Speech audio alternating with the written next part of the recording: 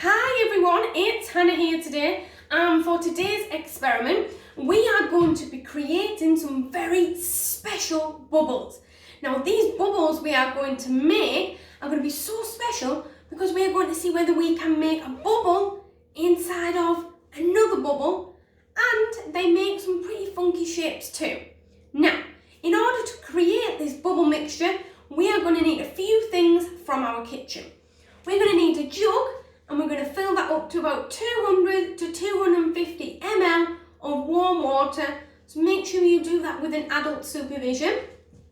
Then you are going to add in some fairy liquid or dishwashing soap, about 2 tablespoons of that, just to make that nice soapy mixture in order to create your bubble mixture.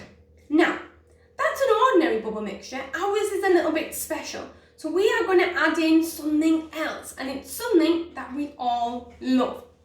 And this special ingredient is sugar. We're going to add in 2 tablespoons of sugar into our mixture. So it ends up looking like this. We're going to give it a good stir so that all the sugar disappears and dissolves inside of the liquid. Now, in order to test that there's no sugar left, we can put our hand in, we can test the sides and the bottom to make sure there's none stuck there, because we want all of it inside of our mixture. Now, before we do our experiment, I'm going to get you to make a prediction, because you are the scientists today, and scientists love making predictions. Now, I want you to have a think about whether the bubble mixture will last longer on a dry surface or a wet surface. Now, if we think about bubbles and what they are made of, that might give us a clue. Bubbles are made of a liquid mixture, and they are blown into the air, and it traps a volume of air. So there's air trapped inside of that bubble. So you have the inside of a bubble, you have the soapy liquid around the outside, and then you have the outside of the bubble as well.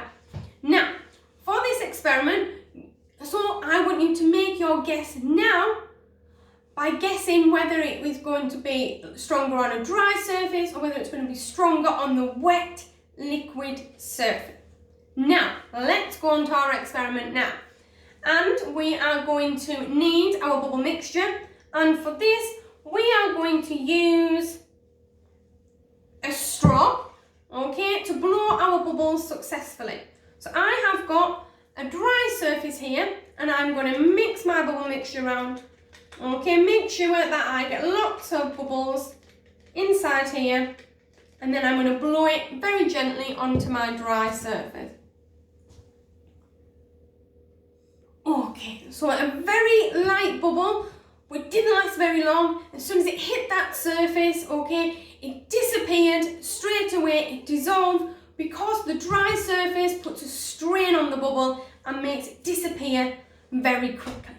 Now, we are going to do exactly the same, but we are going to make a wet surface, and we're going to try the experiment on a wet surface to see whether the same thing happens. So for this wet surface, we are going to put our hand inside our bubble mixture, and we are going to create a circle on here, okay? And we're going to see whether we can blow our bubble onto this wet surface here. Are you ready?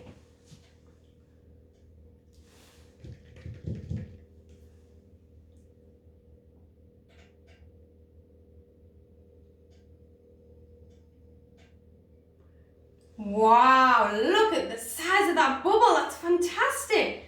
Now, let's see if we can blow one inside. Wow, a bubble inside of a bubble. Now, I might be a little bit cheeky here, but I'm going to see if I can get a third one as well.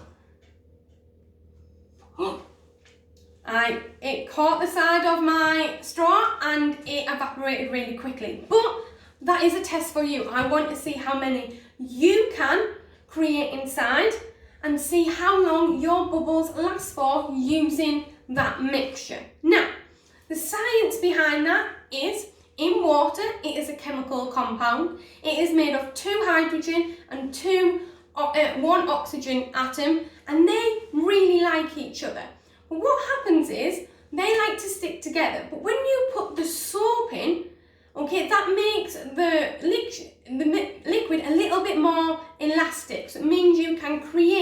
bigger shape with it.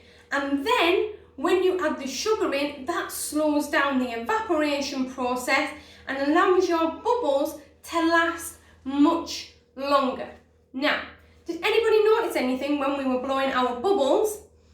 When we blew our first bubble, it had a big volume of air. And then when we blew our second bubble, the bubble expanded in order to capture the volume of the second bubble that was created inside. So it could take the volume of the second bubble as well as its own volume as well. So I hope you enjoyed that today. I cannot wait to see what you make at home. If you do happen to have something called glycerine at home, it's a very special scientific ingredient, and that is even stronger than the sugar. So you could give that a go and see and you can compare and see whether that makes a difference. If not, try the sugar and let me know what happens. Thank you for watching.